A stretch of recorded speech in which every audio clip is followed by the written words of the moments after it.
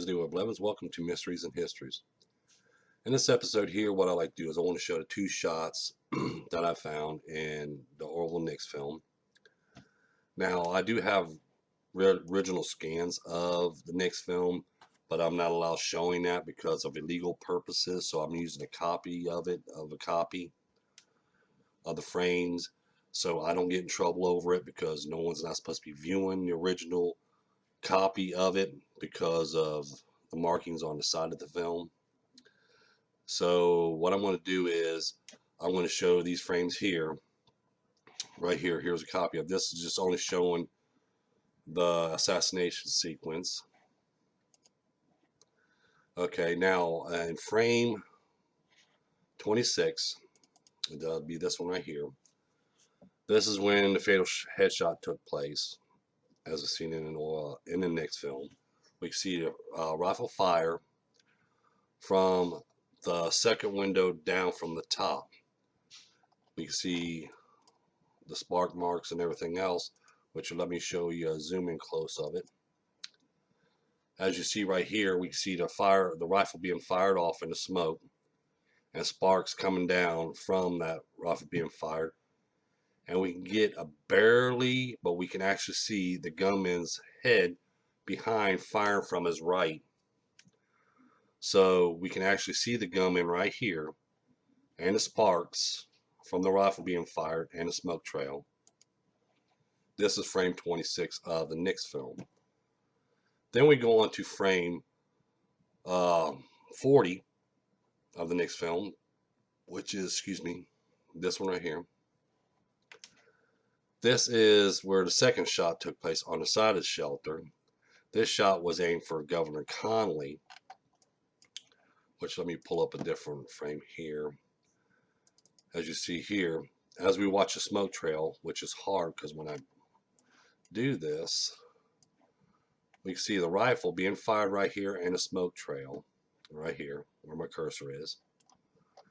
And then as we follow this line, straight line, we can see it was aimed right to Governor Connally. And as you see, this is Bill Newman standing here, and we got Mr. Spruder, Mrs. Setzman right up here on the wall. Now, what I did is I took these images, I took the frames, and what I did was I pinpoint and I zoomed in where we can see these two shots occur, which you'll see in this one right here. Keep an eye up in this area up here. We have one shot being fired here and then another shot being fired here. Now what we're going to do is keep your eye up here. You see now we'll see here. You see one shot here, next shot over here. One shot here, one shot over here. When I zoomed in. So it's like, in real life it'd be like bang bang because he was running his film at his normal speed. As you see right here, we see a close-up of this gunman taking his shot.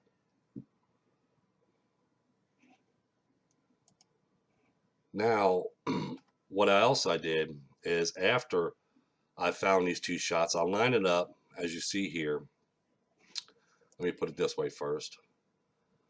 This will be frame, well, at least I had it in here. I thought I had it in here, but oh, here it is. Here it is, frame 313 of Spruder film. This is the fatal headshot because after I seen these two shots occur, I had to line up each frame of the Nix film with this Spruder film to find out exactly when these shots occur and what they made contact with. This was the fatal headshot to JFK. Now we know this shot came from the shelter, not only because we could see it, but by the way JFK reacted by, like, if we watch here, frame 312, 313 when he was struck, 314, as you notice, like I said in my other video, if you watch my other video, you'll see he did not go back into the left. He actually went straight over into the left because you see the back of the seat here and here. Same as you look back here. This is the same distance. This is before the fatal headshot. And right down here is 2 frames after the fatal headshot. And as you see, he's right here. And then the back seat's right here. Same as here, here. And as you see, he's still not even reaching the back of the seat. He's actually moving off to the left. Okay, and that's when he starts going back as he was going to the left, because Mrs. Kennedy was going this way, pushing him that way, which he's coming over this way now. So that back to the left was a rumor made up, a story made up, because they wanted to make it look like he was shot from the front. He went back and then to the left. No, actually, he got shot from the right and he was going over to the left. So after I lined up this shot, well, not this frame here. After I lined up this shot, then I knew that this was the fatal headshot to JFK, as you see here, because frame 313 of this Zapruder film matches frame 26 of the Nix film. Now, after I'd done that one, then I went back and started looking over the shot that we see in Nix film from the side of the shelter, which here's a close-up, where we see the gunman's head, his hairline receding back on each side, and he's firing from the left side. We see that smoke trail. This is from the side of the shelter. Now, after I went ahead and went back to lining up this Zapruder film, and even count back because they're almost lined up by just a couple frames extra, that we're going to see less in the Nix film than we would in a Zapruder film from the distance between these two shots. So when I started lining up, I found out in frame 330 of the Zapruder film, we can actually see the bullet impact in back of Governor Connally in frame 330. As you see here, this is the bullet impact right here. As you see it bulging out, that's the bullet impact going into Governor Connally's back. Now remember, Governor Connally said he only heard 2 shots and he was hit by the second shot. Now a lot of people will sit there and go, oh, but you know, that was a fatal headshot first and then he got shot. No, there ain't no way, because he said he got shot during this time. He is only guessing where he got shot. One thing we can base it on is what he was saying about he heard 2 shots, which only 2 shots he can hear is close to him. And he said he got hit by the second shot as he was turning to his left. He felt the blow on his back. Now, when we was watching the Zapruder film, and as you watch the Zapruder film, he's always looking off to his right. And it was not till after the fatal headshot where Governor Connally actually looked fully over to his right after the fatal headshot. Then he starts turning around, moving over to his left. This was after the fatal headshot. And this is what can be viewed and seen in the film, of the Zapruder film. Then in frame 330, that's when he gets a blow on his back and he goes forward over into his wife's lap on his left side. So I lined it up this shot, and I lined it up the frames, like I said, with the Zapruder film and the Nix film. Frame 40 lines up with frame 330 of the Zapruder film. Now we have both sides of showing where the shots came from and where the shots made contact with. Now, what I want to do is I want to show you this one here. This is a video I made, which is on my one of my videos earlier, where I show the shots, these 2 shots, and I'll add a sound to it, so to give people more visualized.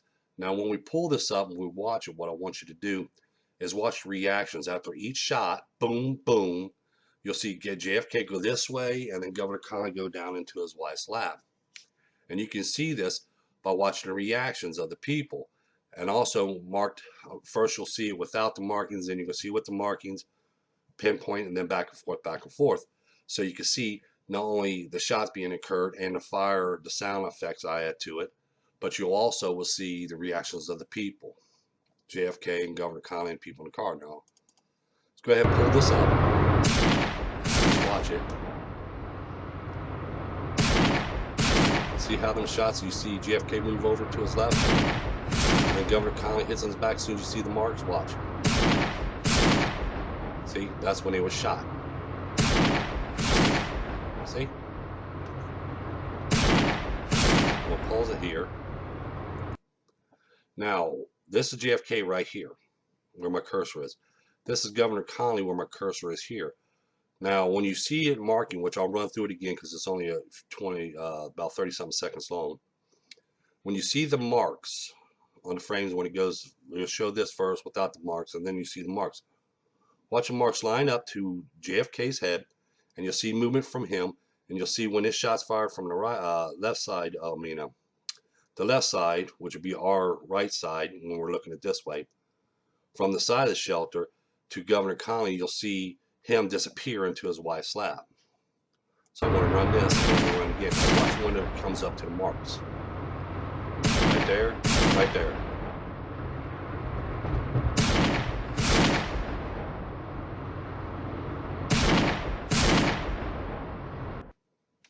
Now what I'm going to do is I'm going to play this again, and we're not going to talk, I'm just going to let you watch it.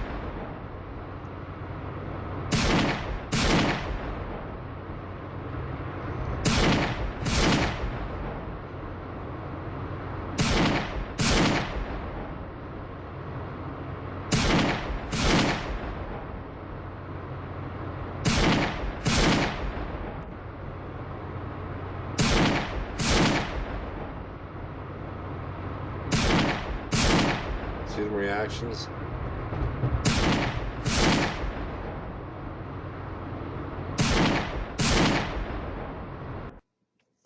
See the reactions when you watch it that way?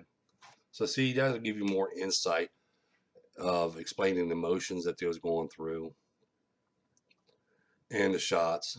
Like I said, I just got done making a video before this talking about the gunman and who the gunman was inside the shelter. And now, you know this one here. The two gunmen was in the shelter, which you'll see the video I'm posting with this one today, was two of the tramps that they picked up that day. The fourth shot, which is the fatal headshot, came from shelter number 3 from the window. And that was to JFK. And then we had the shot number 6, which struck Governor Connolly in his back as he was turning to his left. That's why I said, people don't understand that when I do research, okay, I'm going to give you a little bit of insight here. I do a 3-stage research. Basically what I do is I do the analyzing first. Then I do the research and find more evidence to back on that. Then after that's completely done, after analyzing is completely done, and the research is completely done, then I do an investigation. And then when I do the investigation, that's when I'm trying to find the answers, because that's what an investigator does. They're trying to find the answers. And that's when they piece all this stuff together. So that's what I do here when I do research. It's not only I do research, as I also do an investigation as well, because you can do all the research you want, but you're not going to find no answers. Now, if you do an investigation right on top of the research, then you're going to find the answers that you're looking for. And then when you find it, you can understand it more and you can explain it more, because not only you did the research on it, but you also investigated to make sure that that is really what happened. So that's what I actually do here. I do a 3-step thing. I analyze first, get all that completely done. Then I go ahead and I do the research, and then, you know, find more evidence back upon that. Excuse me, my allergies are acting up and I'm trying not to sneeze. And after I do the research and I do the investigation and piece it all together. So, and I do all this myself. I don't send it out to nobody else or anything else. So I wanted to make a quick couple videos on this and show people that, you know, there is a lot more coming. I have a lot more evidence to show. This is just a little bit. I got a lot more evidence to show on Noah's Ark and on the Patterson Gimlin film, and hopefully I get enough funds raised and save money for do some more investigations where I can go out on the field to go to, you know, research Bigfoot and, you know, do some paranormal investigations and everything else. But I just want to keep these videos going for now and show people that there's actually a lot more to this. And when you sit down and you do the research and you do the investigations, there's a lot more evidence you can find instead of overlooking it and pushing it to the side. There's a lot of evidence held in these images and in these films that people just keep on pushing aside, but there's a lot more there than what they think there is. So don't forget to subscribe. Don't forget to hit that like button. Tell your friends about us. And thank you.